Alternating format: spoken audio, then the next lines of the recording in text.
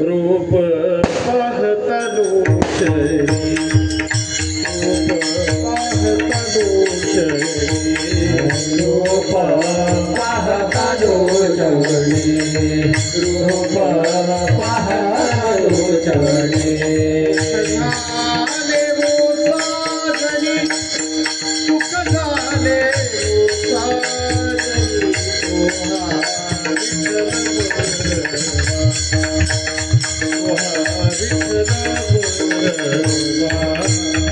झाले वो साजनी सुख झाले वो साजनी सुख झाले हो साजनी तोहा विठ्ठल बरवा तोहा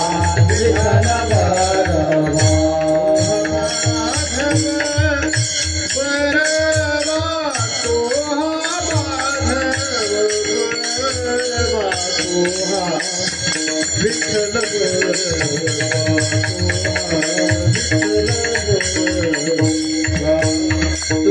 माधव बरवा तोहा माधव बरवा तोहा विठ्ठल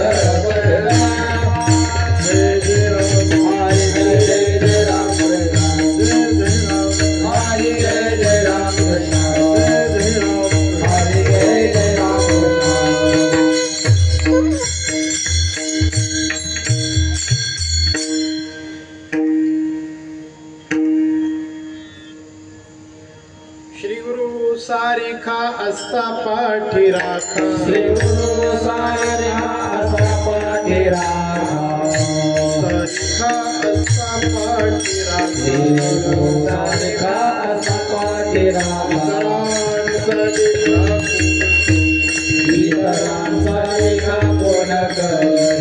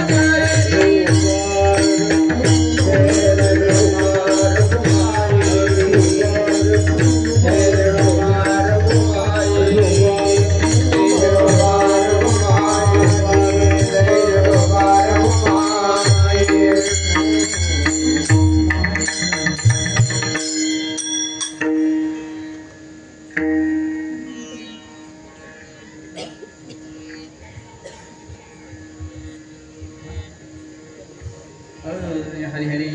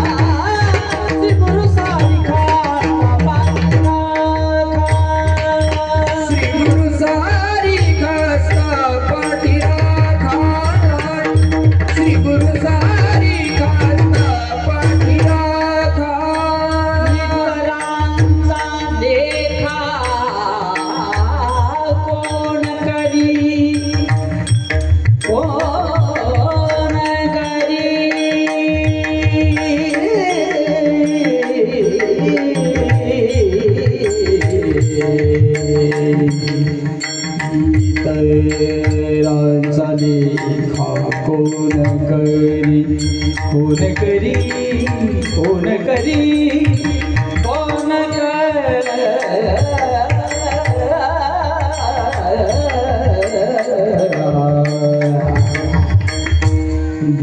देना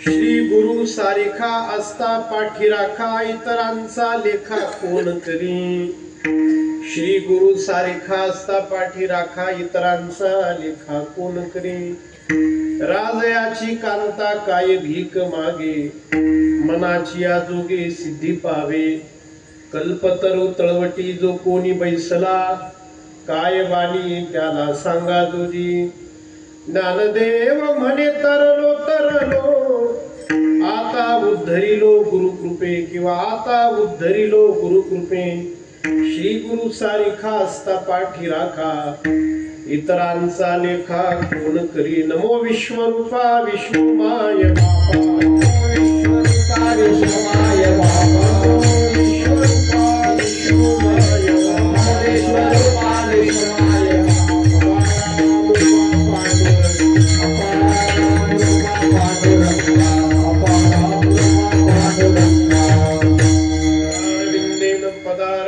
मुखारविंदे विनिवेशयन्तम् वटस्य पत्रस्य पुटे शयानं बालं मुकुन्दं मनसा स्मरामि कर्पूरगौरं करुणावतारं संसारसारं भुजगेन्द्रहारं सदा वसन्तं हृदयारविन्दे भवं भवानी सहितं नमामि लोकाभिरामं रणरङ्गधीरं राजीवनेत्रं रघुवंशनाथं कारुण्यरूपं करुणाकरन्तं श्रीरामचन्द्रं शरणं प्रपदे मनोजवं मारुततुल्यवेगं जितेन्द्रियं बुद्धिमतां वरिष्ठं वातात्मजं वानरयुक्तमुख्यं श्रीरामदूतं शरणं प्रपदे श्रीरामदूतं शरणं प्रपदे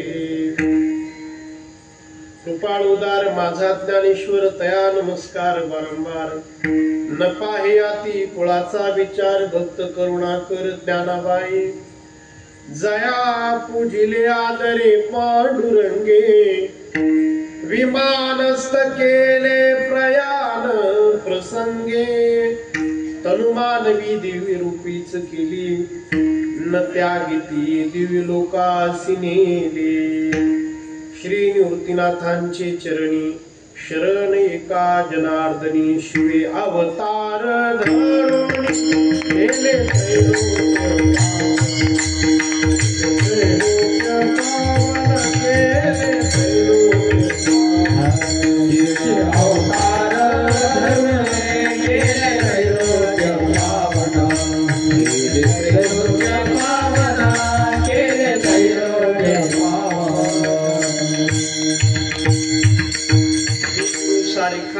पाठी राखा इतरांचा लेखा कोण करी श्री गुरु सारिखा असता पाठी राखा इतरांचा लेखा कोण करी विश्वमाऊली ज्ञानेश्वर महाराज यांचा बहुतेकांच्या परिचयातला रोजच्या म्हणण्यातला हरिपाठाच्या नंतर आपण जे गुरु परंपरेचे अभंग म्हणतो त्या अभंगाचा शेवट ज्या अभंगाने होतो असा एक सुप्रसिद्ध अभंग आजच्या या कीर्तन सेवेच्या निमित्ताने मी तुमच्या समोर मांडला आहे श्री माऊली या अभंगातून श्री गुरुचं मोठेपण महिमान आपल्या जीवनातील महात्म्य स्थान सगळ्या जगापुढे विशद करतायत मांडतायत माऊली असं म्हणतायत की श्री गुरु जर तुमच्या पाठीमागे असतील तर जगाच्या पाठीवर दुसऱ्या कुणाची आपल्याला गरज लागत नाही दुसऱ्या कुणाला शरण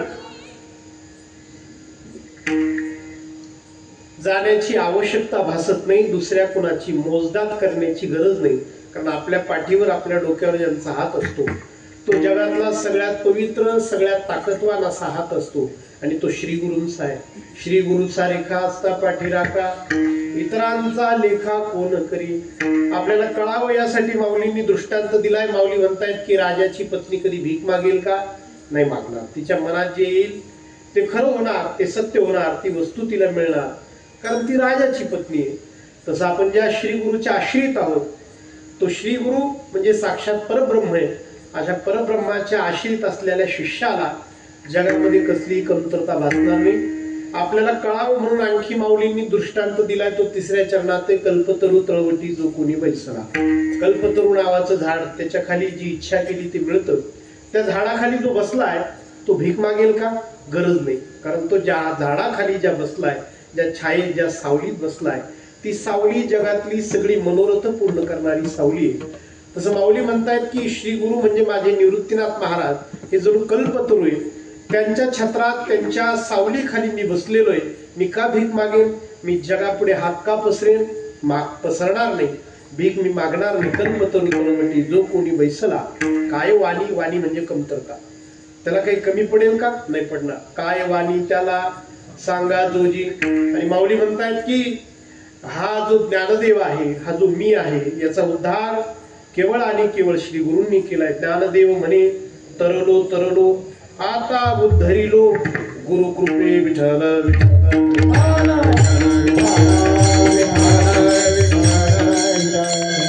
असा अत्यंत गोड सुमधुर अर्थाचा अभंग आजच्या या सेवेच्या निमित्ताने मी तुमच्या समोर निवडलाय.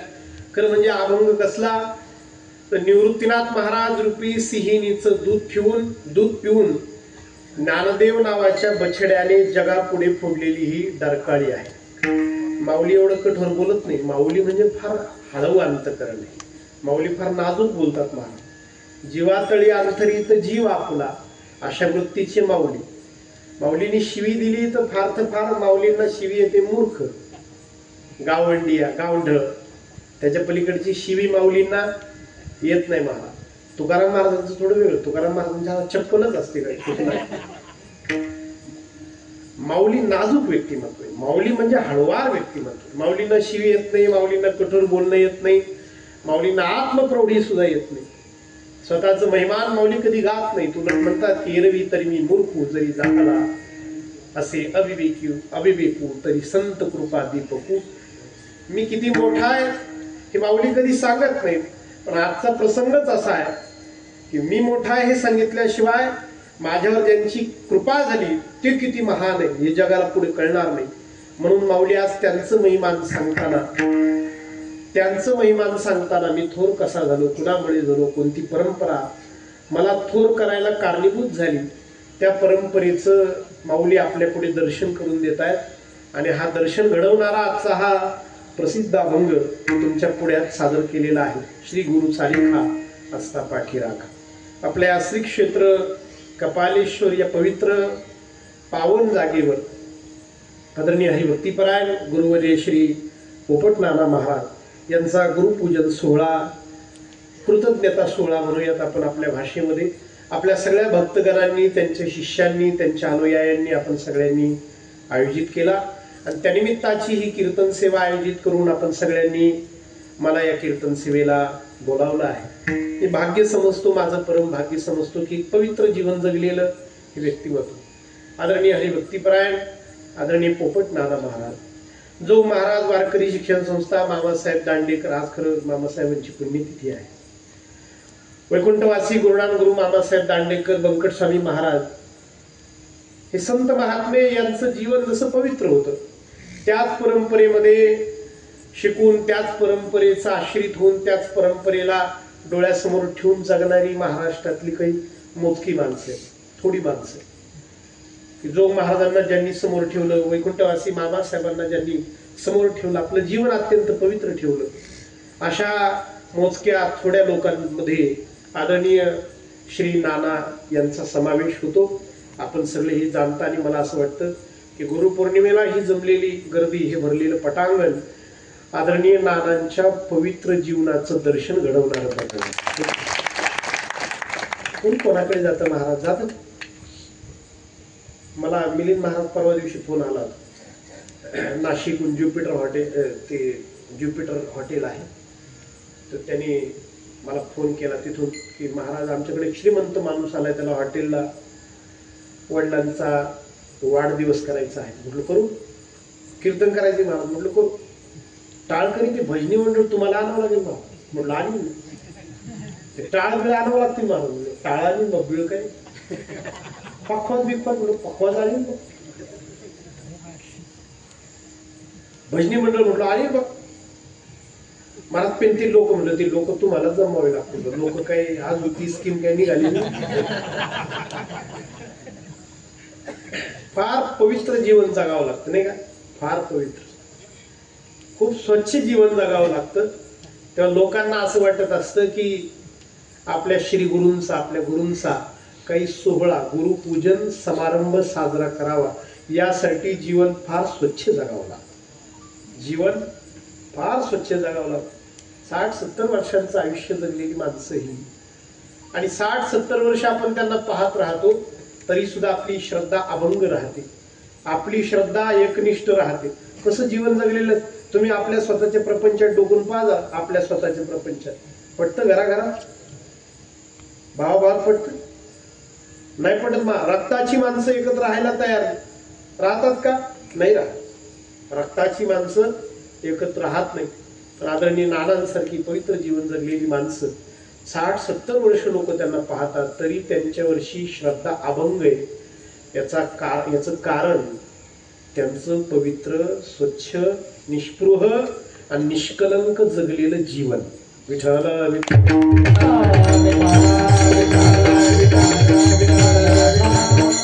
म्हणून आज या निष्कलंक जीवनाचा गुरुपूजन समारंभ या ठिकाणी संपन्न होतो आहे. आणि मी भाग्यवान आहे की मला तुम्ही या ठिकाणी या गुरुपूजन सोहळ्यामध्ये सेवा करण्याची संधी दिली. खरं उशीर झाला, गाडीचा बिघाड झाला. मी काल म्हणून कमी दिसते गाडी समोर, जास्त पॉवरचे बल्ब टाकायला लावले फिटरला आळंदीमध्ये.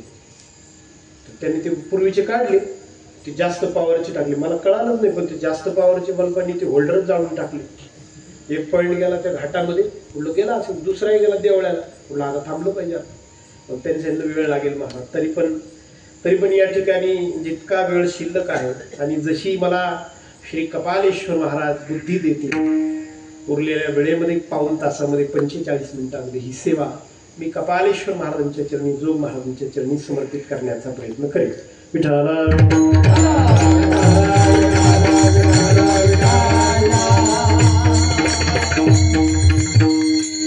आपण ज्या गुरु परंपरेमुळे ज्ञानी झालो, शहाणे झालो, त्या गुरुचं, त्या गुरु परंपरेचं नाव अभिमानाने मिरवायचं असतं, अशी संत परंपरा आहे. एक स्वप्नात झालेलं जगद्गुरु तुकाराम महाराजांना आपल्या गुरूंचं, बाबाजी चैतन्यांचं दर्शन स्वप्नात झालं, जागृतीत नाही झालं. कुठे? स्वप्नात. आणि झालं ते किती वेळ? स्वप्न किती वेळचं असतं? मानसशास्त्रज्ञ, सायकोलॉजिस्ट असं म्हणतात की सेकंदाचे 10 तुकडे केले, सेकंदाचे 10 तुकडे केले की एका तुकड्यावर पडलेलं स्वप्न असतं. स्वप्न काय असं रात्रभर पडत नाही, स्वप्न काय असं 2 तास पडत नाही, स्वप्न काय असं 4 तास पडत नाही. सेकंदाचे 10. आपल्याला असं वाटतं ते मोठं होत.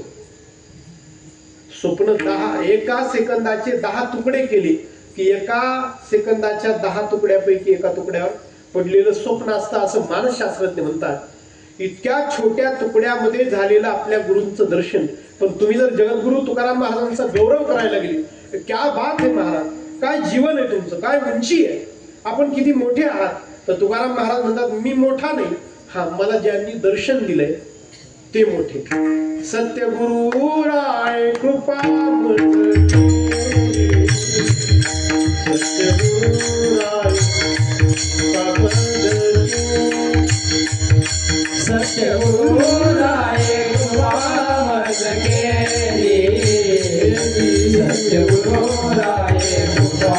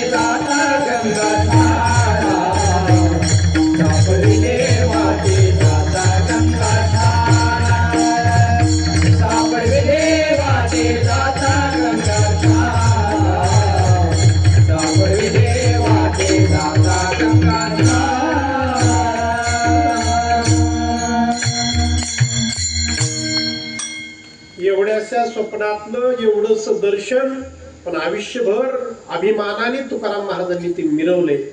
याला म्हणतात गुरु परंपरेशी कृतज्ञ असणारी माणसं. आणि सांगा, जी माणसं गुरुला आठवतात, जी माणसं गुरुला अभिमानाने मिरवतात, तीच माणसं यशस्वी म्हणून टिकतात, श्रीमंत म्हणूनही टिकतात, आणि तीच माणसं गौरवशाली म्हणून सुद्धा जगतात. श्रीमंती येते ना, कोण नाही म्हणत की, मी कुठं म्हणतो की येत नाही, येते, पण टिकायला मात्र गुरु लागतो. यश येतं ना, नक्की येतं, पण यशस्वी राहायचं झाले जीवनभर तो गुरु कृपा पाहिजे. विद्या पण येते, मिळते, पण विद्या टिकायला मात्र नम्र पाहिजे तुम्ही. कला पण येते, पण कला जर टिकवायची झाली तर गुरु पाहिजे, गुरु प्रती तुम्ही कृतज्ञ पाहिजे. मोठी माणसं असतात पहा तुम्ही, ही कलाकार माणसं असतात, गायनाची आणि माणसं असतात, ही क्लासिकल गाणारी माणसं, तुम्ही त्यांच्या पुढे त्यांच्या गुरूंचं नाव काढून पाहते, कारण हात लावतात, त्यांच्या गुरूंचं नाव मुखातून घेतलंय. काय कारण असतं? कारण हेच असतं की मी त्यांच्यापेक्षा मोठा नाही, मी त्यांच्यापेक्षा लहान आहे, ते माझं जीवन घडवणारे आहे. अभिवादनशीलस्य नित्यमृद्धोपसेविना चत्वारी तेषां वर्धन्ते आयुर्विद्या यशोबलम, महाभारतातला श्लोक आहे. महाभारत असं म्हणतं की जे कृतज्ञ माणसं आहे, 4 गोष्टी त्यांच्या जीवनात येतात आणि टिकतात. चत्वारी तेषां वर्धन्ते आयुर. जो मनुष्य आपल्या परंपरेला आठवतो, अपघाती मृत्यू त्याचा कधी होत नाही, अकाली मृत्यू त्याचा कधी होत नाही, मृत्यूच्या आधी मृत्यू त्याचा कधी होत नाही. आयुर विद्या, शिक्षण, डिग्री, ज्ञान कृतज्ञतेने येत. आयुर्विद्या, यशो बलम, ताकद मिळवणं वेगळं, ताकद टिकवणं वेगळं. फार सुंदर दृष्टांत आहे महाभारतातला, ऐका. जो गुरुला गुरु परंपरेला विसरतो, फार सुंदर दृष्टांत. काय ते भीम आहे ना, भीम रोज सकाळी 10, 10:30, 11 च्या सुमारास गदा घ्यायचं, जंगलात शिरायचं. काय करायचं काय माहिती बा. तर त्या दुर्योधनाला फार त्याची कुतूहल की काय करतो हा नेमका. जातो जंगलात रोज गदा घेऊन. दुर्योधनाने एके दिवशी पाठलाग केला त्याचा. गेला भीम, त्याने पाहिलं आंब्याचं झाड होतं, उन्हाळ्याचे दिवस, चैत्र महिना संपला होता, काही आंबे पिकलेले होते. भीमाने इकडं तिकडं पाहिलं, कोणीच नाही ना पाहत. त्याने त्या आंब्याच्या खोडावर गदा मारली. फक्त पिकलेलेच आंबे पडले, फक्त कैरी नाही पडली, पान नाही पडालं, मोहर नाही गळाला, आणि शिवाय जे पिकलेले आंबे त्यांचा ढीग झाला. अशी एकत्र आले. भीमाने गदा खाली ठेवली, बसला, आंबे खाल्ले, झऱ्यामध्ये पाणी पिलं, हात धुतले, निघून आला. हे झाडाच्या आडून दुर्योधन पाहत होता. दुर्योधन पळत गेला त्याच्या मामाकडे. ती कला पाहिली त्याने, ती विद्या पाहिली, आणि त्याच्या मामाला, दुर्योधनाने स्वतःच्या मामाला सांगितलं, मामा, त्याच्या मामाचं नाव काय नाव ठेवलं परत, कोणीच कोणाचं नाव शकुनी नाही ठेवलं, म्हणजे आधार कार्ड लिगली. काय कमाल मोठी. एखादा माणूस आपल्या कृत्याने एखादं नाव किती बदनाम करू शकतो. तो शकुनीकडे गेला, त्या दुर्योधनाने सांगितलं, मामा, मी आज एक दृश्य पाहिलं. म्हणले, काय झालं भाषा? काय नाही, मी जंगलात गेलो होते, भीमाने ती अशी गदा मारली, पिकलेले आंबेच पडले, कैरी नाही गळाली, मोहर नाही गळाला, पान नाही गळाला, ढीग झाला त्यांचं. मला ती कला आली पाहिजे मामा, मलाही तसंच जमलं पाहिजे मामा. त्या शकुनीने सांगितले, बघ, दिवसभर बोंबा मारीत हिंडणाऱ्याला कला येत नसते. दिवसभर ऊन अडक्या करीत हिंडणाऱ्याला,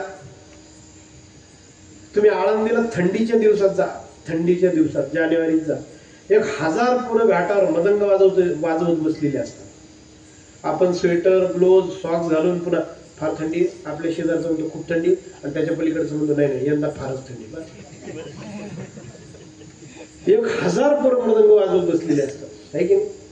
कला तशी येत नाही मला. एक वाक्य सांगतो, ऐकून ठेवा, आठवणी ठेवा. देव पैसा, मान, प्रतिष्ठा कोणालाही देतो, कारण देवाला माहिती आहे देताही येते, आणि पद घ्यायला किती वेळ लागतो मला, पैसा घ्यायला किती वेळ लागतो, प्रतिष्ठा घ्यायला किती वेळ लागतो, प्रतिष्ठा, मान घ्यायला. एक क्लिप व्हायरल झाली की वाटलं होतं दुसऱ्या दिवशी. प्रतिष्ठा घ्यायला काय लागतं मला? प्रतिष्ठा घ्यायला काय लागतं? काहीच लागत. देवाला माहिती आहे, त्याच्यामुळे देव पद, मान, प्रतिष्ठा पटकन देतो आणि घेतो पण. देव कला मात्र फार निर्मळ मनाच्या माणसाला देतो, कारण देवाला माहिती देता येते पण घेता येत नाही, देता येते पण कला येण्यासाठी त्याही पेक्षा टिकवण्यासाठी मन फार स्वच्छ असावं लागतं बा, नाही तर ती येते निघून जाते, येतच नाही पहिली गोष्ट, आली तरी ती निघून जाते. मला ती कला आली पाहिजे म्हटले शक्य नाही तुला मामा, तो माझ्या पुढे निघून जाईल ना मामा, असं करा मला तरी ते आलं पाहिजे, नाही तर त्याचं तरी गेलं पाहिजे, लेवल झाली पाहिजे, मला तरी आलं पाहिजे नाही तर त्याचं तरी, मी तयार नाही केलं बरं महाभारतातला दृष्टांत, मला तरी आलं पाहिजे नाही तर त्याचं तरी गेलं पाहिजे. त्या शकुनीने सांगितलं मग ही दुसरी आयडिया आहे आपल्याकडे, तुला येणं कठीण आहे पण त्याचं घालवणं सोपं आहे. म्हटलं मग सांगा ना. जी जारण मारण उच्चाटन वशीकरण जी असतात ना माणसं करणारी, काय आहेत माणसं अजूनही आहे की भागाभागामध्ये आहेत माणसं, याचं वाटोळ करायचं त्याचं वाटोळ करायचं, त्याची वाचा घालवायची, त्याची संपत्ती. मी म्हटलं त्याची जाते की नाही माहिती नाही पण याची 100% जाते करणाऱ्याची. म्हणजे त्याची घालवता येईल का, काय कशी काय घालवायची. म्हणजे तू जा आणि त्या भीमाला फक्त विचार, त्याला सांग आधी की मी पाहिलं काल चोरून आणि मला असं असं दिसलं, आणि त्याला विचारायचं की हे तुला शिकवलं कोणी. म्हटले त्याने काय होईल, विचारतं खरी.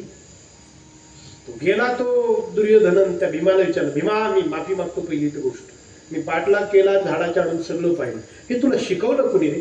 भीमाला ते शिकवलं होतं धौम्य नावाच्या ऋषीनी, जे पांडवांचे कुलगुरू. मग सांगावं ना धौम्याने शिकवलं.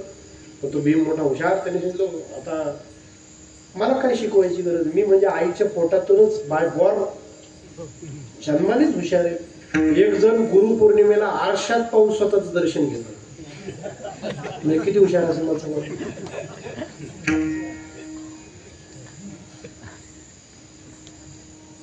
मला मी एवढा हुशार, मला कोण आता गुरु, कोणाचं दर्शन घ्यायचं मी, म्हणून स्वतः तो भीम तसाच त्या दिवशी वागला. तर भीमाने सांगितलं मला कोण शिकवलं, मला काय गरज आहे, भीम मला जन्मजात येते ती कला. ठीक आहे म्हटला, तो निघून आला. दुसऱ्या दिवशी भीम गेला, महाराज गदा उचलली, शेजारचं झाड निवडलं, त्या दिवशी खोड्या मारला, कैऱ्याच गळाले, आंबा गळालेच नाही, आणि शिवाय ढिगही नाही झाला. कला निघून गेली, विद्या निघून गेली, कारण गुरु परंपरेची प्रतारणा केली. कृतज्ञतेच्या पोटी विद्या ज्ञान यश राहत नाही. तुम्ही माऊलींना विचारा ना, माऊली तुम्ही ज्ञानदेव आहात, ज्ञानेश्वर आहात, ज्ञानच ईश्वर आहात, ज्ञानाचे ईश्वर आहात, ज्ञानी यांचा शिरोमणी, वंद्य जो का पूज्य स्थानी, चिंतकांचा चिंतामणी, ज्ञानोबा माझा. एवढे ज्ञानी आहात महाराज तुम्ही, कुठून मिळवलं हे ज्ञान, कुठून मिळवलं. माऊली आपल्या गुरुचं नाव सांगतात, नुसत्या गुरुचं नाही, गुरुच. आदिनाथ गुरु सकळ सिद्धांचा, आदिनाथ गुरु सकळ सिद्धांचा, आदिनाथ गुरु सकळ सिद्धांचा, आदिनाथ गुरु सकळ सिद्धांचा, मुख्य शिष्य मच्छिंद्र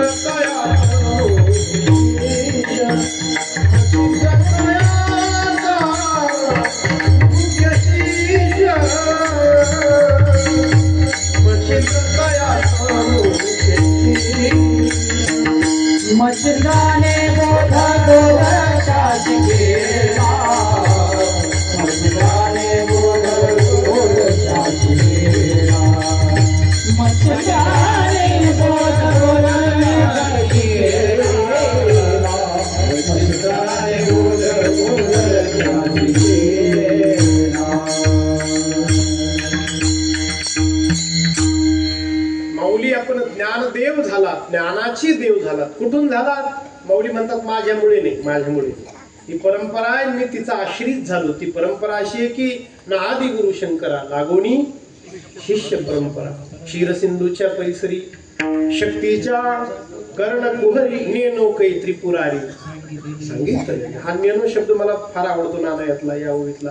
त्याचं कारण असं आहे की जे कुणालाच ठाऊक नाही ते माऊलींना ठाऊक असतं, आणि मग माऊली ज्याला नेणू म्हणतात ते कोणाला माहिती आहे आता.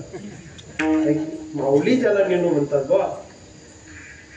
माऊलींनी नेणू म्हणजे फार उंचीच आहे ना महाराज. माऊली म्हणजे ज्ञानाचे ईश्वर. आणि त्यांनी म्हणायचं मला नाही माहित. आपल्यासारख्याला सगळंच माहिती राहतं. आपण कोणी गाडी येऊन पडलं ना आपण मला माहिती पडणार आहे त्याला उलटून देतं तरी त्याचा एक सरी तर होते थोडासा. कोणी निवडणुकीत जरी पडलं आपण हे सीट जाणार आहे मला माहिती होती ही सीट जाणार आहे. कोणाच काय झालं मला माहित होतं एक दिवस सगळ्या. माऊली ज्ञानाचे ईश्वर. त्यांनी म्हणावं की मला ठाऊक नाही. नेनो माऊली आपली परंपरा सांगतात की ना आदिगुरु शंकरा नागोनी शिष्य परंपरा. शक्ती म्हणजे जगदंबा. त्या अभंगात सुद्धा आदिनाथ गुरु सकळ सिद्धा फार गोड अभंग आहे. घरी जाऊन हरिपाठात रोज आपण म्हणतो. तर त्यातला एक बारकाव सांगतो परंपरेतला अभंगातलं. आदिनाथ गुरु आदिनाथ मत्स्येंद्रनाथ गोरखनाथ गैनीनाथ निवृत्तीनाथ महाराज ज्ञाननाथ महाराज. सगळ्या गुरु शिष्यांच्या जोड्या आहेत. क्रिया पण एकच आहे. गुरुने शिष्याला ज्ञान दिलंय, शहाणं केलंय, उद्धार केलाय. पण ही प्रक्रिया सांगताना माऊलींनी त्या अभंगामध्ये एक शब्द दुसऱ्यांदा नाही वापरला. सगळ्या गुरु शिष्यांच्या जोड्या आहे. प्रक्रिया पण एकच आहे. शिष्याचा उद्धार करणे, शिष्याला ज्ञान देणे, शिष्याला बोध देणे. पण एक शब्द डबल नाही आलेला. आदिनाथ गुरु. आता गुरु शब्द परत येणार नाही. मच्छिंद्र आदिनाथ गुरु सकळ सिद्धांचा. मच्छिंद्र तयाचा शिष्य. आता शिष्य शब्द परत येणार नाही. मच्छिंद्र आणि बोध शब्द आला. आता बोध शब्द अभंगात येणार नाही. मच्छिंद्र आणि बोध गोरक्षा शिकला. गोरक्ष ओळला शब्द आला. आता ओळला शब्द परत अभंगात येणार नाही. मच्छिंद्र आणि बोध गोरक्षा शिकला. गोरक्ष ओळला. गहिनी प्रसाद शब्द आलाय. आता प्रसाद शब्द परत येणार नाही. गहिनी प्रसादे निवृत्ती दाता ज्ञानदेवा सार सोजवणे भरवणे खाऊ घालणे. सोजवणे शब्द एक शब्द. किती मोठ्याची लेकर आहेत महाराज आहे की नाही. किती श्रीमंताची लेकर आहेत. किती संपन्न संप्रदायात आपण जन्म घेतलाय की गुरु शिष्याची जोडी तीच प्रक्रिया. हे सांगताना माऊली शब्द प्रभू आहे. माऊली एक शब्द परत वापरत नाही. इतक्या श्रीमंत संप्रदायात आपण जन्माला आलो. इतकं वाङ्मय आहे आपल्याकडे. तरी सुद्धा काही माणसं मला हे नाही म्हणायचं की तू दुसरे संप्रदाय वाईट आहे, दुसरे धर्म वाईट आहे. असं मला बिलकुल कुठलाच संप्रदाय वाईट नाही मला. आणि कुठला धर्मही चुकीच्या मार्गाने नेत नाही. हे मला ठाऊक आहे ना. मला माहिती आहे. हे मला ठाऊक आहे की सगळे संत चांगलाच सांगत असतील, सगळे ग्रंथ चांगलं सांग. तरी पण मी म्हणतो की जो महाराष्ट्रात जन्माला आला त्याने ज्ञानेश्वरी गाथा संत पांडुरंग सोडून दुसरं काही करायला नको. त्याचं कारण असं आहे की गरज नाही. त्याचं कारण काय. ते काही चुकीचं सांगतात असं मी म्हणत नाही, पण गरज नाही ना. सोप्या भाषेत सांगू का. आपल्या आईला जर आपलं पोट भरेल एवढं दूध असेल तर गरज नाही ना. आवश्यकता नाही. कारण माझ्या आईला माझं पोट भरेल इतकं दूध आहे. तसं वारकरी संप्रदाय इतका मोठा आहे महाराज. आपलं ज्ञानाचंही पोट भरेल, आपलं भक्तीचंही पोट भरेल, आपल्या भावनेचेही पोट भरेल. म्हणून बाकीच्यांची गरज नाही. विठ्ठल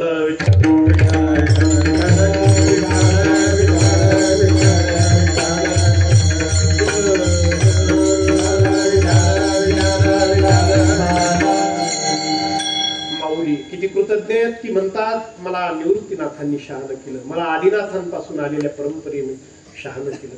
कृतज्ञ सगळे. एक संत होऊन गेले पैठणचे एकनाथ महाराज. त्यांनी तर अभंगाच्या शेवटी स्वतःचं नाव फक्त 2 अक्षरात घातलं. एका.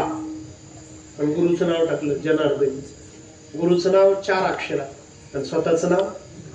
त्यांचे जे गुरुबंधू होऊन गेले जनी जनार्दन, त्यांनी सुद्धा गुरूंचं नाव 4 अक्षरात टाकलं, स्वतःचं नाव 2 अक्षरात टाकलं जनी. अजून एक त्यांचेच गुरुबंधू होऊन गेले रामा जनार्दन, ज्यांची माऊलींची आरती ज्ञाना राजा ही रामा जनार्दन महाराजांची आरती. त्यांनी सुद्धा स्वतःचं नाव 2 अक्षरात टाकलं अभंगाच्या शेवटी रामा. आणि गुरुचं नाव 4 अक्षरात टाकलं जनार्दनी. याला वारकरी संप्रदाय म्हणतात. स्वतःला लपवणं आणि गुरुला समोर जगाच्या ठेवून याला वारकरी संप्रदाय म्हणतात. आजही तसाच प्रसंग आहे. आणि त्याच भावनेने माऊली स्वतःला लपवतात आणि आपल्या श्री गुरूंना निवृत्तीनाथ महाराजांना आपल्या समोर मांडतायत अभंगाच्या पहिल्या. श्री गुरु सारखा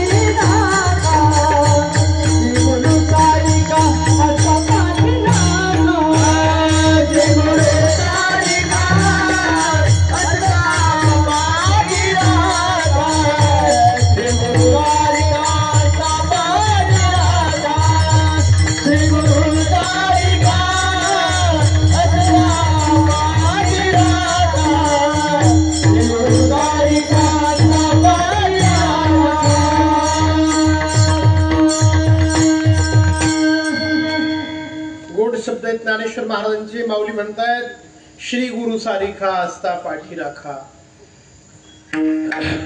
माझी पाठ राखण करणारा, माझ्यावर कृपा असणारा माझा गुरु श्री गुरु सारिखा असता पाठी राखा. इतरांचा लेखा कोण करी. कुणाची गरज काय, कुणाची आवश्यकता काय, कुणाची मोजदाद.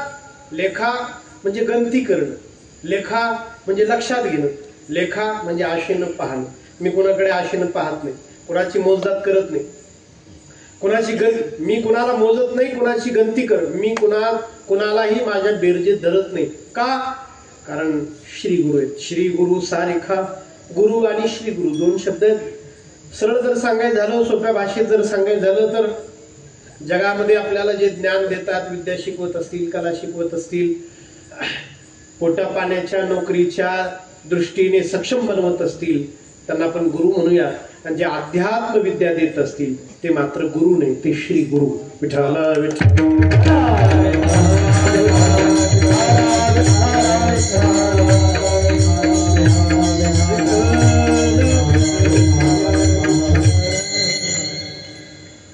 गुरु अनेक असू शकतात. त्या दत्तात्रयांनी, अवधूत दत्तात्रयांनी 24 गुरु मानले. पक्षाला गुरु मानलं, वायूला गुरु मानलं, पृथ्वीला क्षमा नावाच्या गुणासाठी गुरु मानलं. ते एका उपवर झालेल्या मुलीला त्यांनी गुरु मानलं. दुपारी आई वडील कामाला निघून गेले होते शेतामध्ये, ती एकटीच होती, तिला पाहायला पाहुणे आले. आता पाहुण्यांना उपवाशी जाऊ द्यायचं नाही म्हणून तिच्याकडे साळी होत्या, भात.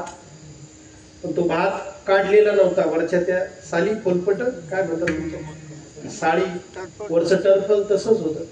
मग तिने ते उखळामध्ये घातलं, पाहुण्यांना बाहेर बसवलं आणि त्यांना सांगितलं की मी तुम्हाला जेवण बनवते, पण तांदूळ तर तयार नव्हता. मग तिला तो तांदूळ काढायचा आहे म्हणून तिने त्या उखळात घातला आणि तो तयार करायला सुरुवात केली. तिने ते लाकूड घेतलं आणि त्याच्यावर ते मारायला सुरुवात केली, पण तिच्या हातात बांगड्या होत्या, कंकण होती.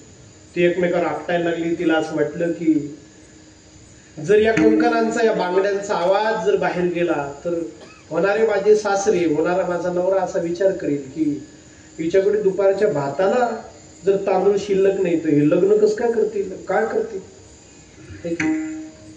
म्हणून तिने काय केलं, आपल्या वडिलांची इज्जत राखण्यासाठी म्हणून, आपली गरिबी पाहुण्यांना न दिसावी यासाठी म्हणून तिने काय केलं, 3 कंकण होती, 2 काढून ठेवले, हातात एकच ठेवलं, याही हातात एकच ठेवलं, याही हातात एक ठेवलं.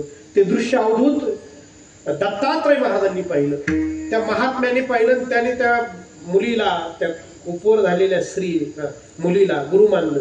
कोणीतरी विचारलं तिच्याकडून तुम्ही काय शिकलात, तो म्हटले तिच्याकडून एक शिकलो की फार जण एकत्र आले की धराधरी होत असते, भांडणं होत असते, मतभेद होत असते, होतातच ना.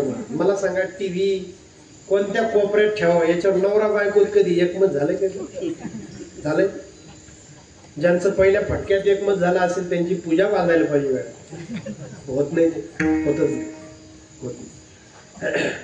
म्हणून अवधूत दत्तात्रय महाराज, महात्मा दत्तात्रय अवतारही म्हटलं जातं त्यांना, संत पण म्हटलं जातं. त्या दत्तात्रय महाराजांनी त्या मुलीला गुरु मानलं. 2 जण 3 जण एकत्र आले की वाद होतील म्हणून महात्म्याने फार काळ लोकांच्या संगतीत जाऊ नये, एकांतात राहा. गरजेपुरतं जावं, भिक्षेपुरतं जावं, भिक्षा मागावी, काही कामानिमित्त, काही प्रासंगिक म्हणून लोकात जावं आणि त्याने पटकन एकांतात यावं. त्या दत्तात्रय महाराजांनी त्या उपवर झालेल्या त्या मुलीला गुरु मानलं. अजगराला गुरु मानलं, पृथ्वीला गुरु मानलं, आकाशाला व्यापकतेसाठी आकाशाला गुरु मानलं, एका पक्षाला गुरु मानलं. गुरु खूप असू शकतात, श्री गुरु मात्र एक असतात. श्री गुरूंवरची निष्ठा आढळ असते, अचल असते. काही गोष्टी एकदाच दिल्या जातात महाराज, प्रेम एकदाच केलं जातं, मन एकदाच दिलं जातं. ती काय खिरापत काही याला वाटेल त्याला वाटेल त्याला वाटेल. काही ना दरवर्षी प्रेम होतात, तेव्हा यंदाचं खरंय, तुझं काहीच खरं नाही. ठीक आहे, प्रसाद आहे का तेव्हा काही नारळात साखर टाकलं होती द्यायचं.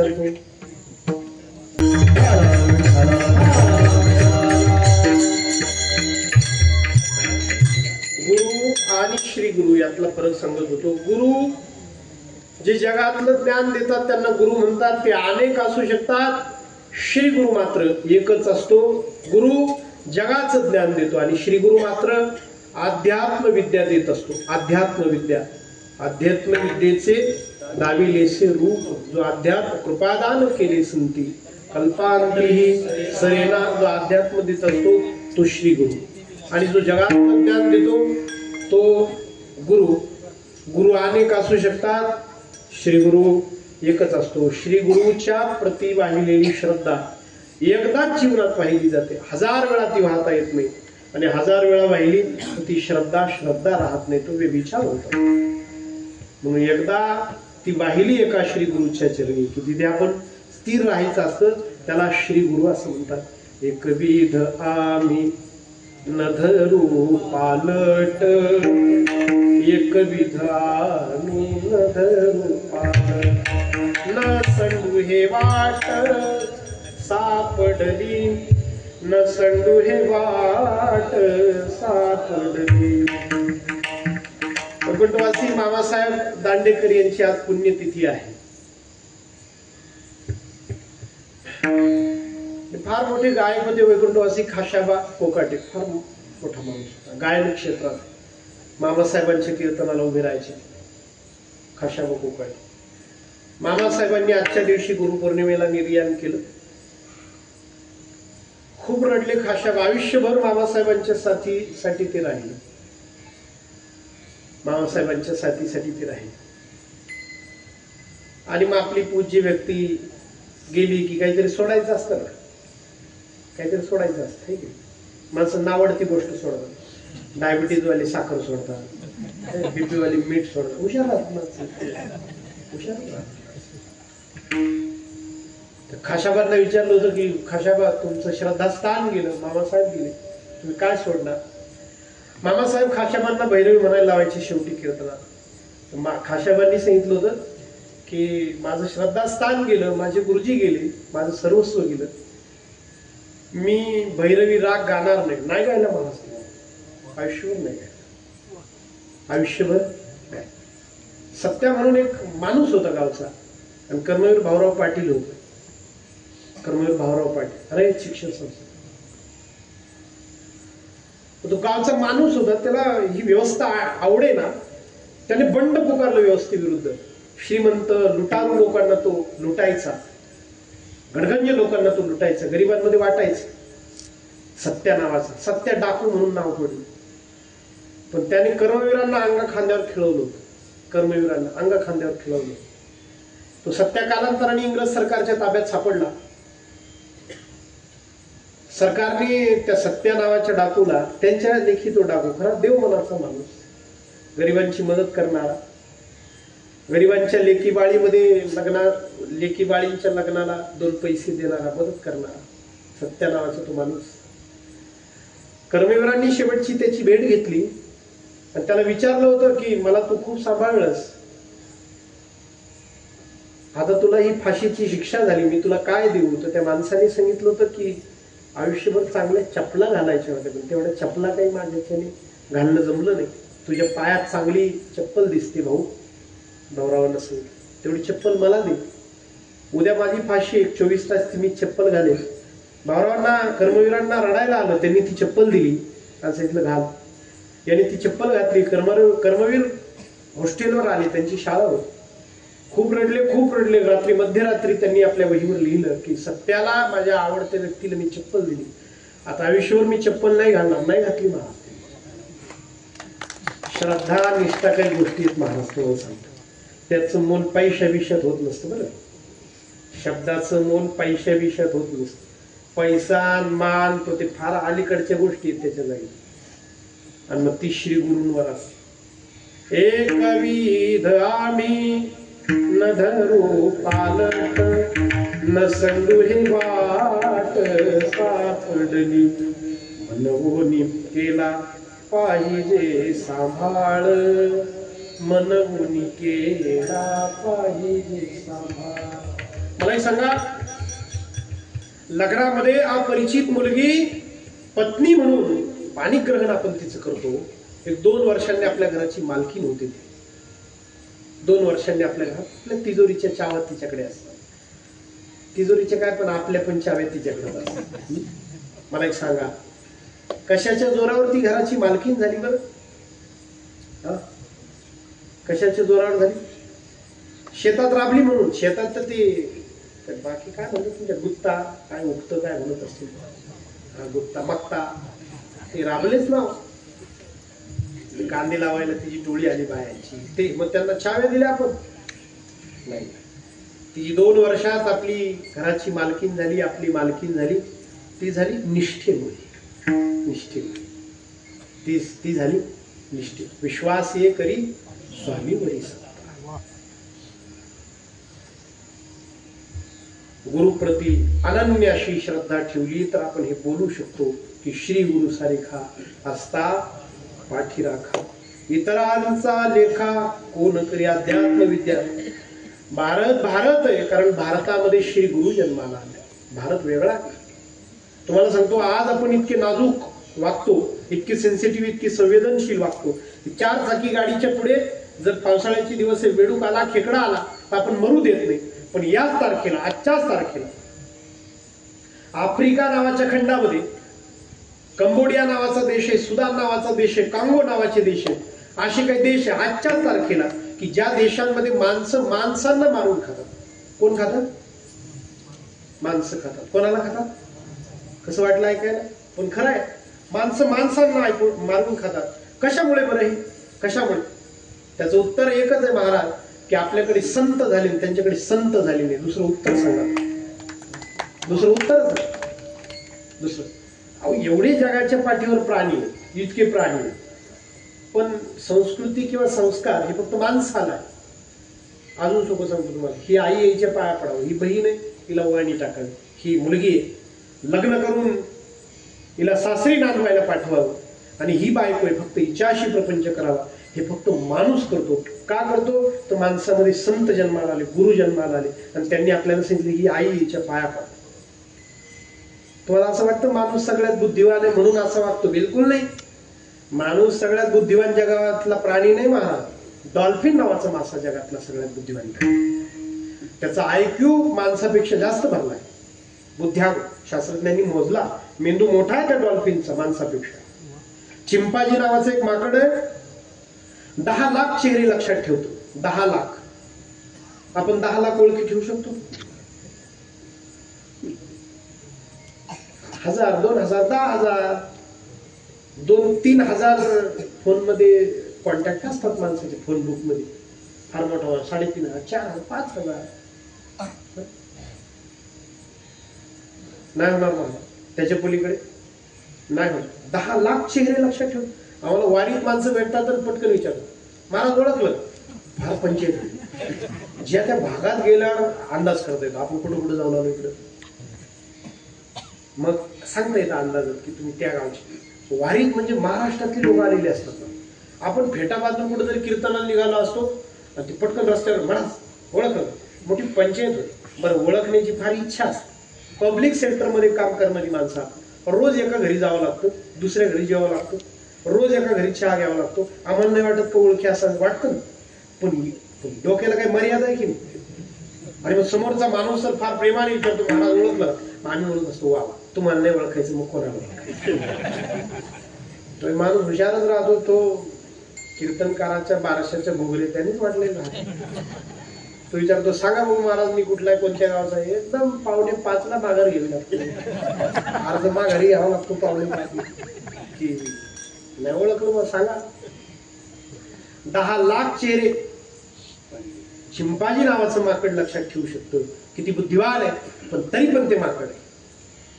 डॉल्फिन मेंदू मोठा आहे माणसापेक्षा, IQ बुद्ध्यांक मोठा आहे, तरी पण तो मासाच आहे. माणूस माणूस आहे कारण माणसामध्ये संत जन्माला आले. कायम लक्षात ठेवा. कारण माणसामध्ये गुरु जन्माला आले.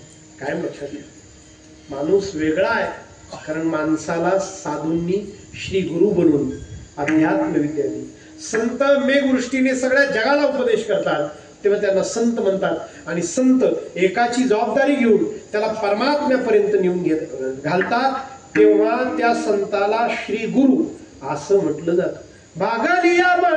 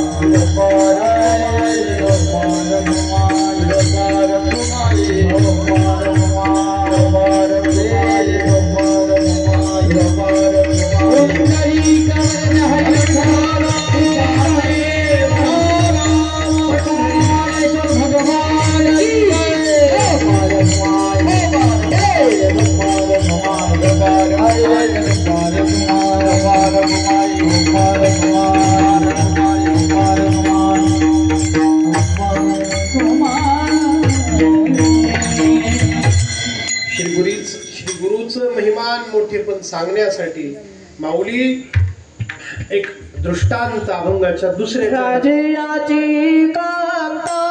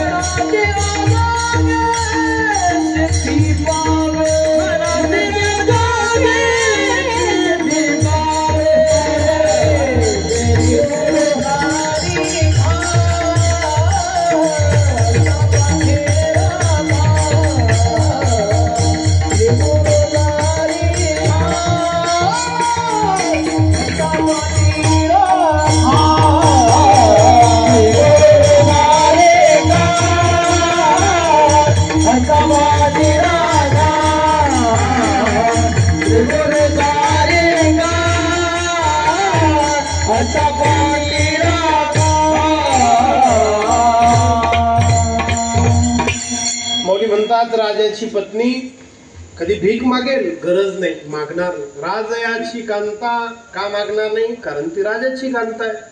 काय भीक मागे मनाची जोगे सिद्धी पावे, जी इच्छा केली ती तिला मिळणार, कारण ती राजाची पत्नी आहे. या नगर जिल्ह्यामध्ये लोणी नावाचं गाव आहे आणि तिथे तुकाराम महाराजांचे भक्त होते, वारकरी होते. त्यांचं नाव विठ्ठलराव विखे पाटील. स्वातंत्र्य सेनानी होते, राजकारणाशी त्यांचा काही संबंध नव्हता. तुरुंगवास भोगला होता इंग्रजांचा. स्वातंत्र्य लढ्यात भाग घेतला होता. घरचे बागायतदार होते चांगले, गांधीजींचे मित्र होते.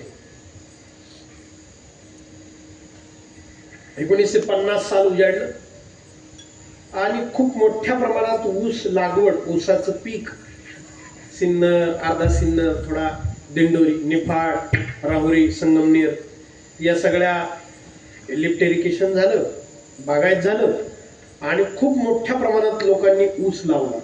पाणी आलं, कॅनॉल आले, पाट आले. स्वातंत्र्यानंतर 1950 साली 3 वर्ष. आता नियम काय माहितीये का, कच्चा माल वाढला की भाव पडत असतात. बरं, ऊसाचं काय व्हायचं तर फक्त गुळ व्हायचा. साखर कारखाने नव्हते, सरकारी नव्हते, खाजगी होते, पण त्यांची क्षमता छोटी होती. त्यांचं पोट भरलं ते म्हणायचे नको आम्हाला. खाजगी 13 कारखाने होते भारतात, छोटी छोटी, क्षमता कमी होती. त्याच्यामुळे ऊसाचं काय व्हायचं, गुळ भारतात किती खपणार.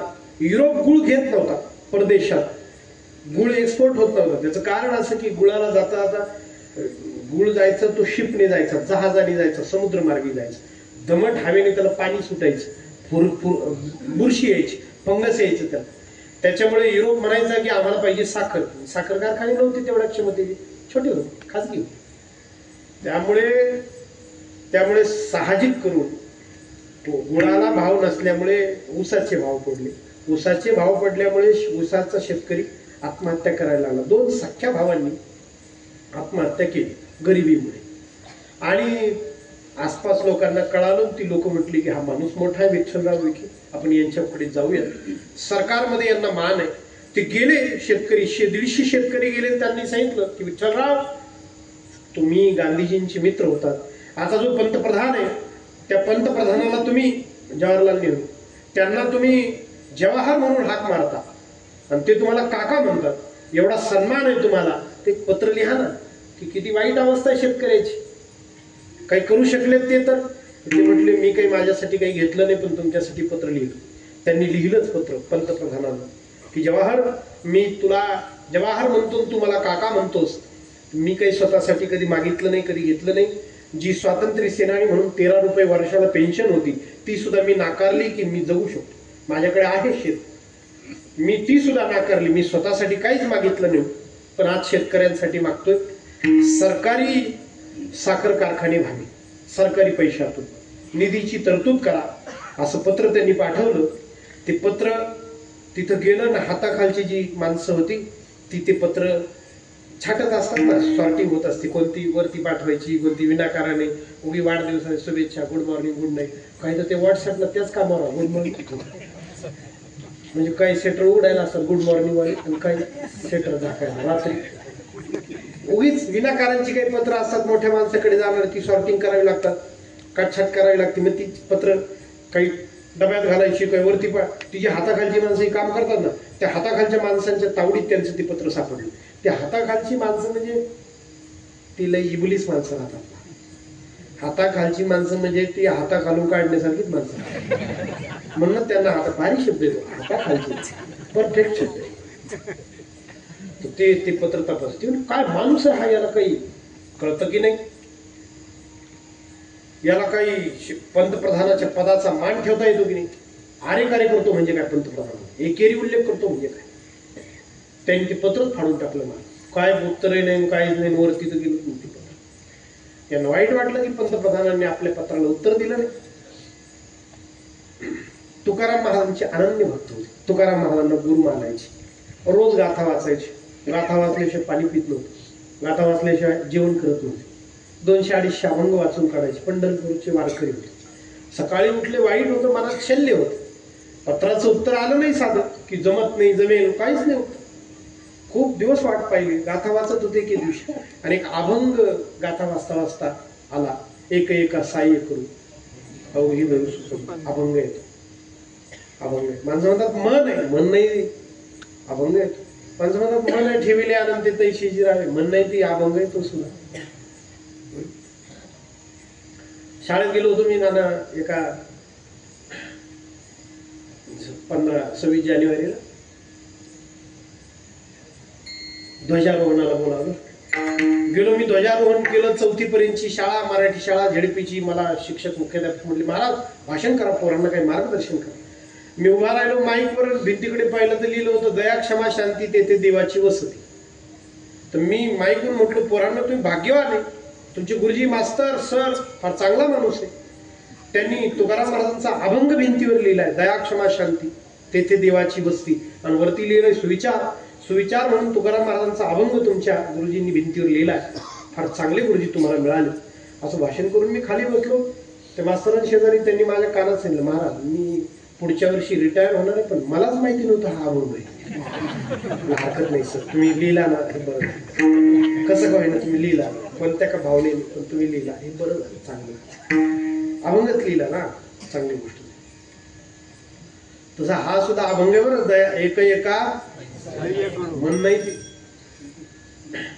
कुठल्या तरी शिक्षण संस्थेच्या काही कार्यक्रमाला एखादं व्याख्यान असतं शिवजयंतीचं, तर जाण्याचा जेव्हा योग येतो तेव्हा तिथे माझ्या लक्षात येतं की शिक्षण संस्थेचं घोषवाक्य, ब्रीदवाक्य, ज्ञानदीप लावू जगी. तेव्हा मला चटकन आठवतं की हे वाक्य आमच्या नामदेवरायांच्या अभंगावरून घेतलंय यांनी. ज्ञानदीप नाचू कीर्तनाची रंगी, ज्ञानदीप लावू जगी. मी एका भाषणाला हजर होतो आणि त्यांनी एकाचा गौरव करताना सांगितलं की हा माणूस किती मोठा आहे, हा माणूस समुद्रा इतका खोल आहे, हा माणूस आकाशा एवढा व्यापक आहे. असं म्हटल्यावर खूप टाळ्या वाजल्या. पण मला खाली बसल्या बसल्या असं आठवलं होतं की हे ज्या सूत्रसंचालकाने या माणसाला आकाश एवढं म्हटलंय, ही आमच्या तुकाराम महाराजांची उपमा चोरली आहे नाही. तुका तुम्ही कल्पना करा, 375 वर्ष झाली तुकाराम महाराजांना वैकुंठाला जाऊन. त्याच्यापूर्वी 25 वर्ष धरू अभंग निर्मितीचे. 400 वर्ष झाले तुकाराम महाराजांच्या अभंग निर्मितीला. 400 वर्षांमध्ये माणूस किती मोठा होऊ शकतो, मोठ्यात मोठा किती होऊ शकतो, तर याचं परिमाण आहे, याचं मापक आहे, याची शेवटची उपमा आहे की माणूस आकाशा एवढा होऊ शकतो. 400 वर्षांमध्ये किती लेखक, किती कवी होऊन गेले असतील, किती ग्रंथकार होऊन गेले असतील. कालिदास होऊन गेला असेल, विल्यम शेक्सपियर होऊन गेला असेल, नाही तर माग नावाचा कवी झाला असेल, किती लेखक होऊन गेले असतील, ढिगाणे ग्रंथ आले असतील, ढिगाणे ग्रंथ संपले असतील. पण माणूस किती मोठा होऊ शकतो, तर माणूस आकाश एवढा होऊ शकतो. या पलीकडची उपमा 400 वर्षात मनुष्य जातीला सुचली नाही. कल्पना करा तुम्ही, 400 वर्षामध्ये मनुष्य जातीला. आणि माणसं म्हणतात काय आहे गाथेमध्ये, काय मी म्हणतो संत म्हणून तू मानत नाही संतांना, नको मान. देवच मानत नाही तू संत कधी मानशील, नको मान. ब्रह्मज्ञान आत्मज्ञान काहीच नको मान. कविता म्हणून तरी पहा, एवढी सुंदर कविता कशी काय निर्माण होऊ शकते काय, एवढी छान कविता पेपरला छापून येणार कविता. एकाने कविता तयार केली, शब्द माझे गीत तुझे जीवन गाणे गाशील का. गेलो पोरीला ऐकवली कॉलेजमध्ये, शब्द माझे गीत तुझे जीवन गाणे गाशील का. तिने सांगितलं तर सँडल माझे गाल तुझे कानाखाली खाशील. ह्या योग्यतेच्या कविता तयार होतात बाई या लायकीच्या साधारणपणे. आज तयार होता तो उद्या पेपरात छापून येणार. परवा वडापावच्या गाड्यावर बेळी बरोबर पेपरात. 400 वर्षांमध्ये माणूस आकाश एवढा होऊ शकतो, याच्या पलीकडची उपमा मनुष्य जातीला सुचली नाही. केवढे मोठे आहेत आमचे संत विचार. तो का आकाश आहे. मला सांगायचं होतं आपल्याला, एक एका साह्य करू, हे सुद्धा केवढ्या उंचीचं काव्य. काव्य म्हणून जरी पाहिलं तुम्ही, कविता नाही. तुम्ही धर्म मानत, तत्वज्ञान काहीच नका मानू, देवत मानत नाही तुम्ही, काय बाकी मानता. कमीत कमी किती उंचीचं काव्य हे तर पाहाल की. एक एका साह्य करू अवघे. त्यांनी ते वाचलं आणि ते म्हटले मला महाराज काहीतरी सांगतायत, माझे तुकाराम महाराज, माझे श्रीगुरु मला काहीतरी सांगतायत. विठ्ठलराव विखे पाटील ते म्हटले तो अभंग असा आहे, त्या अभंगाचा अर्थ असा आहे की आपणच आपल्या मदतीला एक एका साह्य करू, आपणच आपली मदत करू, चांगला मार्ग धरू, अवघे धरू सुपंत. त्यांनी त्या 150 शेतकऱ्यांना बोलावलं, सांगितलं सरकाराची मी पत्र पाठवलं, प्रत्युत्तर आलं नाही, पण मला महाराज तुकाराम महाराज असं म्हटले गाथ्यातून अभंगातून, आपणच आपल्या मदतीला येऊ आणि येऊ आपण. मी पत्नीचे दागिने गहाण ठेवले, 1400 रुपये मिळाले, तू किती देतोस. एकाने सांगितलं 40. आता फार झाली त्याची त्या काळची 40 रुपये, 75 वर्षापूर्वीची 40 रुपये ते 1400 रुपये. कोणी सांगितलं 60, कोणी सांगितलं 100. शेअर्स काय म्हणाल तुम्ही, भाग भांडवल.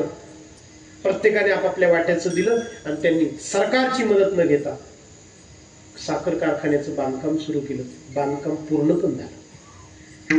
त्यांनी पंतप्रधानालाच बोलावलं उद्घाटनावर. त्यांच्या डोक्यात ते राहिलं की पत्राचं उत्तर आलं नाही. पंतप्रधान आले, पंतप्रधानांच्या हातात त्यांनी हार दिला आणि त्या कारखान्याच्या एंट्रीवर गेटवर त्यांनी तुकाराम महाराजांची मूर्ती स्थापन केली. आजही तुम्ही आमच्या लोणीला या, तशीच आहे मूर्ती गेट एंट्रीला, मुख्य प्रवेशला तुकाराम महाराज. आणि त्याच्याखाली शब्द कोरले, एक एका साह्य करू अवघे धरू. पंतप्रधानांनी विचारलं होतं हे कोण आहे, त्यांनी सांगितलं होतं की हे माझे गुरु आहेत, हे माझे मायबाप आहेत, तुकाराम महाराज यांचं नाव. आणि ते म्हटले होते पंतप्रधान की विठ्ठलराव या ओळींचा अर्थ मला कळाला नाही. तर त्यांनी सांगितलं होतं पंतप्रधान या ओळींचा तुम्हाला अर्थ कळणार नाही, एकाच वाक्यात तुम्हाला सांगतो की या ओळीचा प्रताप आहे हा एवढा कारखाना उभा आहे. जीवनात जर मार्गदर्शन असेल, श्री गुरु असेल पहा, तुम्ही कधीही अडणार नाही. जेव्हा जेव्हा असं वाटलं की मी थकलो, मी संपलो, सगळं काही संपलं, त्यावेळी गुरु श्री गुरु येतील आणि आशेचा प्रकाशाचा किरण दिसेल. म्हणून त्यांची गरज आहे, म्हणून त्यांची आवश्यकता आहे, म्हणून ती पाहिजे. त्या छत्राखाली जर आपण बसलो, त्या सावलीखाली जर बसलो आपण, काही कमी नाही. कल्पतरू तळवटी जो कोणी बैसला, काय वाणी. वाणी म्हणजे कमतरता, वाणी म्हणजे कमतरता. काही त्याला वाणी पडणार नाही, काही त्याला कमतरता पडणार नाही. कल्पतरू तळवटी जो कोणी बैसला, काय वाणी त्याला सांगा जोजी. ज्ञानदेव म्हणे तरलो तरलो, आता उद्धरिलो किंवा उद्धरिलो गुरु कृपे. माझा उद्धार केला गेला, मी उद्धार करून घेतला असं नाही. उद्धरिलो क्रियापद आहे. 2 प्रयोग मराठीमध्ये, कर्मणी आणि कर्तरी. कर्तरी प्रयोग म्हणजे मी केलं आणि कर्मणी प्रयोग म्हणजे माझ्याकडून झालं. उद्धरिलो कर्मणी प्रयोग आहे. माझा उद्धार केला गेला म्हणजे मी नाही केला, माझा संतांनी उद्धार केला, त्याच्यामध्ये माझा पुरुषार्थ नाही. माऊलींची ओवी आहे ज्ञानेश्वरीचे शेवटी शेवटी, किंबहुना तुमचे केले धर्म कीर्तन हे सिद्धी नेले, एथ माझे जी उरले. मी नाही केलं, हे तुम्ही केलं.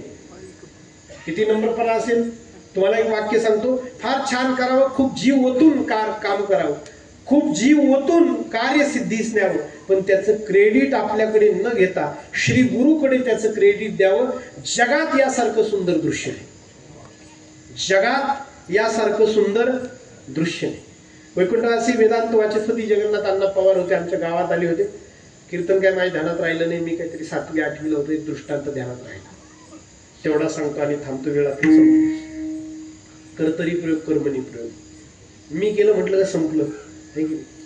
फार छान करावं आणि मी केलं नाही असं म्हणावं. देखणे पण येते, सौंदर्य येते. उंच असा खजान्याची भिंती बांधलेल्या राजाच्या. चोर गेला, हुशार. भिंतीवर चढायचं, कसं चढायचं? मागच्या बाजूने गेला, पहारा नव्हता. खिळे आणले त्यांनी 2-5. खिळे ठोकायचा, पाय द्यायचा, वरती खिळा ठोकायचा, त्याच्यावर पाय द्यायचा, खालचा खिळा उपटायचा, वरती ठोकायचा. अशा खिळे ठोकून ठोकून खालचा खिळा उपसायचा, वरती ठोकायचा भिंतीला. असा त्या खजान्यात उतरला, कापड अंथरलं. उतरता नाही, परत खिळे ठोकायचा, पाय द्यायचा, खालचा खिळा ठोकायचा, पाय 2-5 खिळे पाय द्यायचे त्या खिळा. वरचं गरज संपली, त्या खिळ्याचा खिळा उपटायचा, पुन्हा खाली ठोकायचा. खाली उतरला, गाठोडं बांधलं संपत्तीचं, सोन्या नाण्याचं. वरती आला, खिळे ठोकत ठोकत खिळे ठोकायची, पाय द्यायचा, खिळे. वरती आला, बाहेरून खिळा ठोकला. खिळा काही व्यवस्थित ठोकला गेला नाही, त्याच्यावर पाय दिला, खाली पडला, पण बाहेरून पडला. फार आवाज झाला नाही, फार काही लागलं नाही. ते गाठोडे बाहेर पडलं, उचललं, घरी गेला. रात्री जमीन खोदली घराची, पुरलं, वरून शेणाने सारवलं. सकाळी ओट्यावर येऊन बसला. चोरी झाली, चोरी झाली, दौंडी पिटत होती. दौंडीमध्ये सांगितलं जात होतं की चोरी कशी झाली हे सांगणाऱ्यास राजा 1 लाख बक्षीस देणार आहे. म्हटलं, हा तर बोनस आहे, हा कशाला सोडायचं? ते तर आपलंच आहे, हे कशाला सोडायचं? तो गेल्यावर राजाची भेट घेतली. त्याने, राजे साहेब मी सांगू शकतो चोरी कशी झाली. राजाने सांगितलं, सांग. म्हटलं, या बरं मागच्या बाजूला. राजे साहेब हे बघा, चोर माझ्या मते खूप हुशार असावा. तो म्हणतो, चोर माझ्या मते खूप हुशार असावा, खिळा ठोकला असा, मग हा खिळा ठोकला असा, मग त्याच्यावर पाय दिला असा, मग वरचा खिळा ठोकला असा, मग वरती गेला असा, मग वरती, मग उतरताना सुद्धा तीच आयडिया केला असा, मग खजान्यापर्यंत गेला असा, मग त्याने कापडामध्ये सोनं नाणं बांधलं असावं, मग परत खिळा ठोकला असा, मग वरती आला असा, मग खिळा त्याने ठोकला असावा, मग वरती आला असा, मग खिळा ठोकला असावा, मग वरती, मग भिंत संपली असावी, मग त्याने खिळा ठोकला आणि इथून मी पडलो. चोराने केला असावं, चोराने केला असावं, भारी चाललं होतं तोपर्यंत. राजाने तर 1 लाख मोजायला सुरुवात पण केली, पण इथून मी पडलो म्हटल्यावर राजाने पैसे तर ठेवून दिले, पण यालाही ठेवून दिला. अजून सुटला का नाही माहिती नाही. संपला दृष्टांत. त्याने केलं, त्याने केलं, त्याने केलं, त्याच्याकडून झालं, छान चाललंय. मी केलं म्हटलं की अडकला. खरं तरी प्रयोग अध्यात्मात चांगला नाही, माझ्याकडून केलं गेलं म्हणावं. आणि मुळात मोक्ष ही गोष्ट साधूच्या हातात. कैवल्य कनकाची या दाना, जो न कडसी साना थोडा. कैवल्य नावाचं दान साधू देऊ शकतात. कैवल्याचे अधिकारी, मोक्षाची सोडी बांधी करी, त्यांनी मला मोक्ष दिला, म्हणून आता उद्धरिलो. गुरु कृपे श्री गुरु सारेखा असता पाठी राखा, इतरांचा लेखा कोण करी झालेली सेवा. सद्गुरु श्री जोग महाराजांच्या चरणी, वैकुंठवासी श्री मामासाहेबांच्या चरणी अर्पण करतो. ज्यांचा गुरुपूजन समारंभ या ठिकाणी आपण सर्व शिष्य परिवाराने अनुयायाने संपन्न केला. आदरणीय हरिभक्तीपरायण पूज्य श्री नाना त्यांच्या आरोग्यासाठी, त्यांच्या निरोगी आयुष्यासाठी मी देवाकडे खूप प्रार्थना करतो. माऊलींचरणी खूप प्रार्थना करतो की असं मी म्हणेन माऊलींना की अशा चांगल्या, निष्कलंक, स्वच्छ जगलेल्या माणसांना माऊली खूप आयुष्य द्या. हा आमचा स्वार्थ आहे, हा आमचा स्वार्थ आहे की ते आम्हाला लाभतील तर आमचे मार्ग नीट राहतील, आमचे कुटुंब व्यवस्थित राहतील. तर एक वाक्य सांगतो. जे म्हणतात ना, काय वाऱ्यान, काय परमार्थान, काय दिंड्यान, कशाला पंक्ती, जे म्हणतात ना कुटुंब, वाटोळ झालं महाराज त्यांचं, वाटोळ झालं. हे 20 वर्षात मी 2005-4 साली सुटलोय संस्थेत. 20 वर्ष झाले मी कीर्तन करतो. कोरोनाचं 1 वर्ष सोडून द्या तरी 19 वर्ष झाली. 19 वर्ष झाली. जी माणसं ज्यांच्या घरी सत्पुरुष चांगले महात्मे येतात, निष्कलंक चांगलं चारित्र्य असलेल्या माणसाच्या आश्रित जे कुटुंब आहे, त्यांची आर्थिक व्यवस्था चांगली आहे, त्यांची कौटुंबिक व्यवस्था चांगली, त्यांची नातीगोती पण टिकून आहेत. आणि जी माणसं फार आधुनिक, कशात काय, कशाला वाऱ्या, कशाला त्यांनी, कशाला ग्रंथ, कशात ज्ञान, सुपडा साफ झाला त्यांचा, काहीच राहिलं नाही. म्हणून साधूच्या संगतीत जाणार, चांगल्या निष्कलंक चारित्र्यवान त्या माणसाचा हात आपल्या डोक्यावर असावा. श्री गुरु सारिखा असता पाहिजे, चांगलं होईल, कल्याण होईल. आणि वारकरी संप्रदाय ते अभिप्रेत आहे. म्हणून अशा या महात्म्याच्या गुरुपूजन सोहळ्याच्या निमित्ताने मला या ठिकाणी बोलावलं. त्यांच्या आयुष्यासाठी, त्यांच्या आरोग्यासाठी माऊलींकडे मी प्रार्थना करतो. तुम्हा सगळ्यांना मी जय हरी करतो, नमस्कार करतो. आमचे मित्र ज्यांच्याकडे मी पहिल्यांदा या भागात कीर्तनाला आलो होतो, शिवाजी भाऊ वाठार फाट्यावर आलो होतो मी 2-3दा. आणि आपण सर्व उपस्थित आहात, मिलिंद महाराज, सगळी महाराज मंडळी, अनारे महाराज. या निमित्ताने तुम्हा सगळ्यांना मी जय हरी करतो, नमस्कार करतो, नानांना प्रणाम करतो. आणि ही सेवा कपालेश्वर महाराजांच्या चरणी समर्पित करून सेवेला पूर्ण विराम देतो. एक अर्ध्या मिनिटात निवृत्तीनाथांचं भजन करू. निवृत्ती करा सर. निवृत्ती राया, निवृत्ती राया,